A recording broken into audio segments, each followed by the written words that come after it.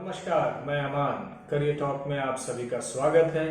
जैसा कि हम लोग सब जानते हैं, 64वीं बीपीएससी कंबाइंड के मेंस का रिजल्ट अनाउंस कर दिया गया है, जिसमें लगभग 3799 अभ्यर्थी कामयाब हुए हैं। अब इनके सामने एक बहुत कठिन चुनौती है, जो कि पर्सनल इंटरव्यू है।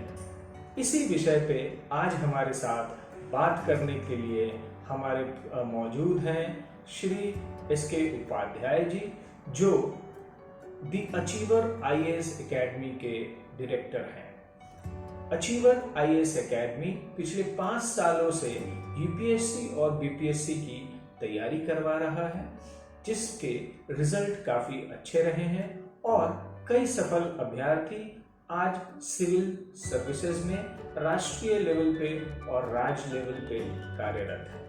श्री एस.के. उपाध्याय जी का स्वागत है। सर नमस्कार। जी धन्यवाद। सर, जैसा कि मैं अभी बता रहा था कि लगभग 3799 अभ्यर्थी मुख्य परीक्षा में कामयाब हुए हैं, तो आगे इंटरव्यू के बाद फाइनल कितने लोगों का रिजल्ट आएगा?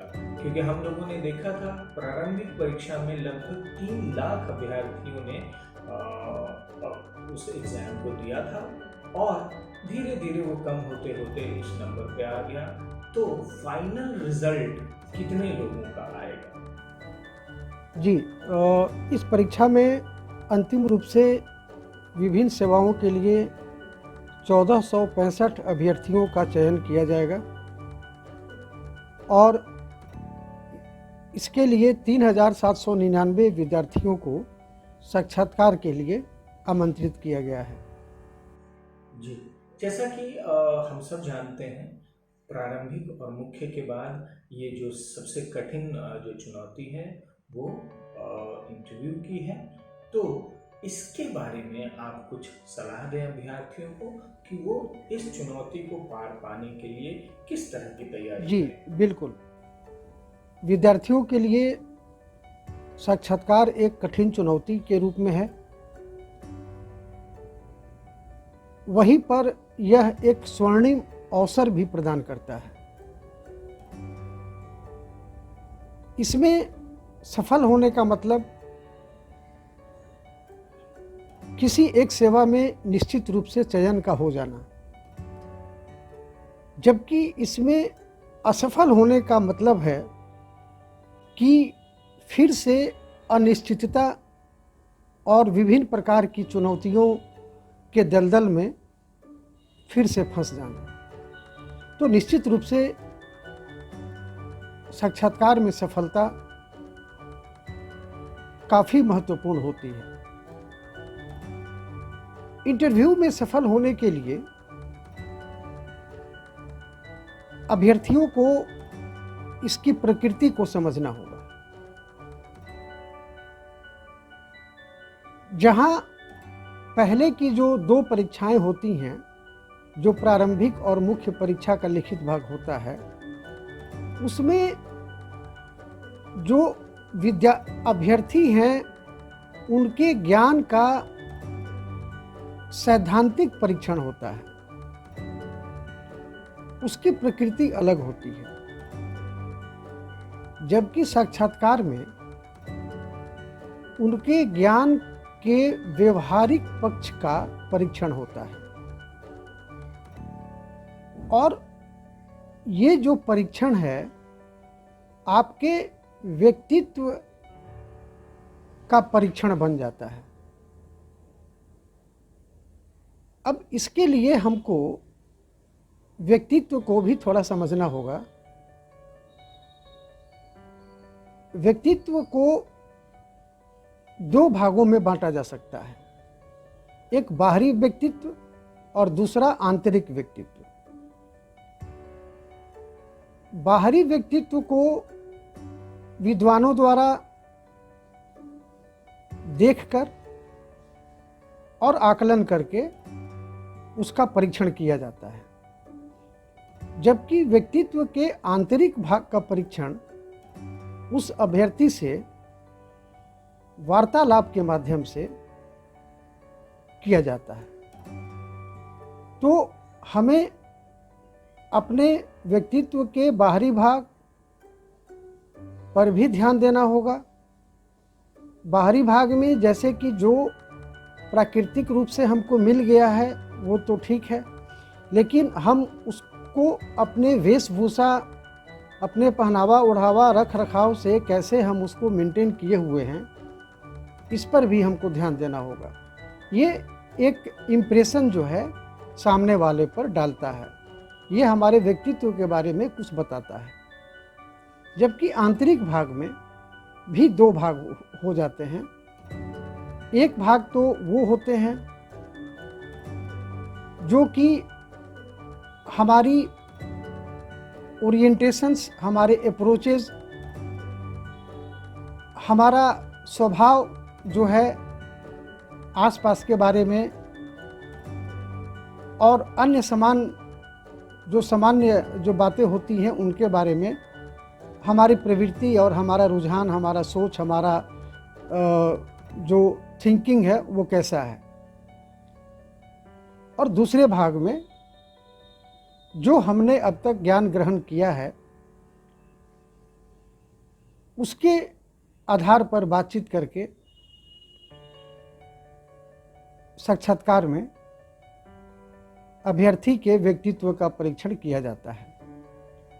तो इस प्रकार से अभ्यर्थियों को इन सभी पहलुओं को जो समय उपलब्ध है साक्षात्कार से पहले तक का, उसमें उसको और निखारने का और उसमें अभ्यास करके और उसको बेहतर बनाने का प्रयास करना चाहिए।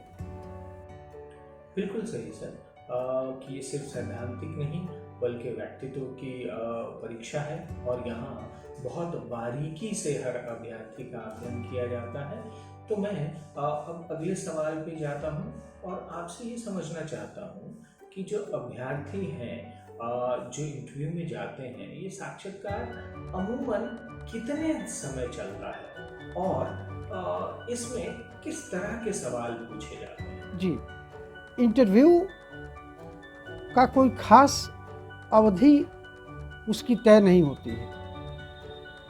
जैसा कि हमने बताया कि इंटरव्यू में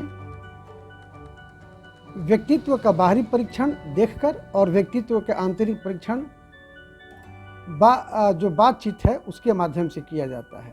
तो बातचीत के लिए कोई समय निर्धारित नहीं होता है, वो 5 मिनट भी चल सकता है। और अगर बातचीत अच्छी दिशा में प्रगति करते रही या उनको लग गया कि वो जानना चाहते हैं आपके बारे में, तो फिर ये 40-45 मिनट भी चला जाता है। इसी प्रकार से इसमें पूछे जाने वाले प्रश्नों की संख्या भी तय नहीं होती है, वो परिस्थिति पर निर्भर करता है। जी बिल्कुल सही।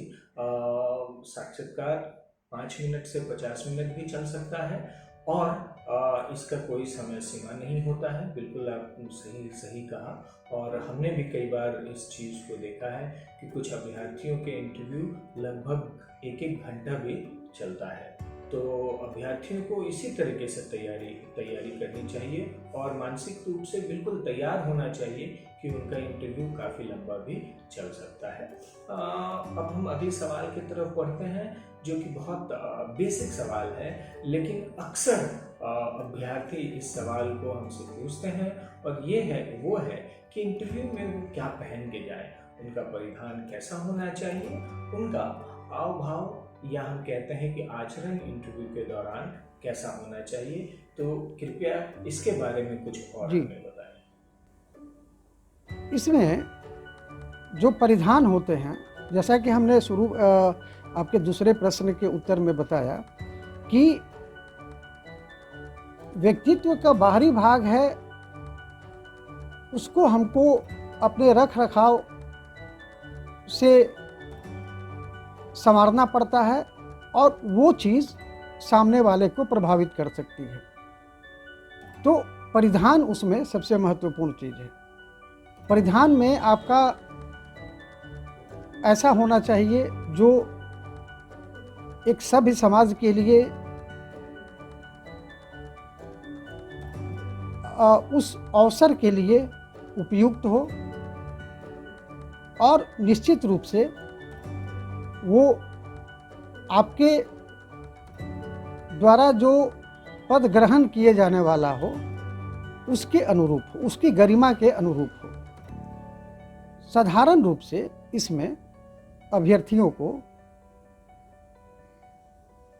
सफ़ेद या लाइट ब्लू कलर या लाइट पिंक कलर, जो भी इस तरह से जो डिसेंट लाइट कलर्स होते हैं, उसका फुल शर्ट और कंपैरेटिवली डार्क कलर का pant, black slightly pointed shoes, एक अच्छा बेल्ट, पॉकेट में एक डिसेंट पेन, ये सभी चीज़ ग्रहण करना चाहिए।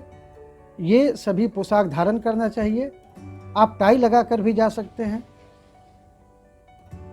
लेकिन टाई या कोट अगर इस्तेमाल करते हैं तो वो आपके बॉडी लैंग्वेज पर भार नहीं बनना चाहिए, बल्कि उसमें सहजता होनी चाहिए। और अभी अगर अगस्त या सितंबर के महीना में अगर होता है तो कोट ना पहने तो ज़्यादा सूटेबल लगेगा, ज़्यादा उपयुक्त लगेगा, परिस्थिति के अनुसार लगेगा।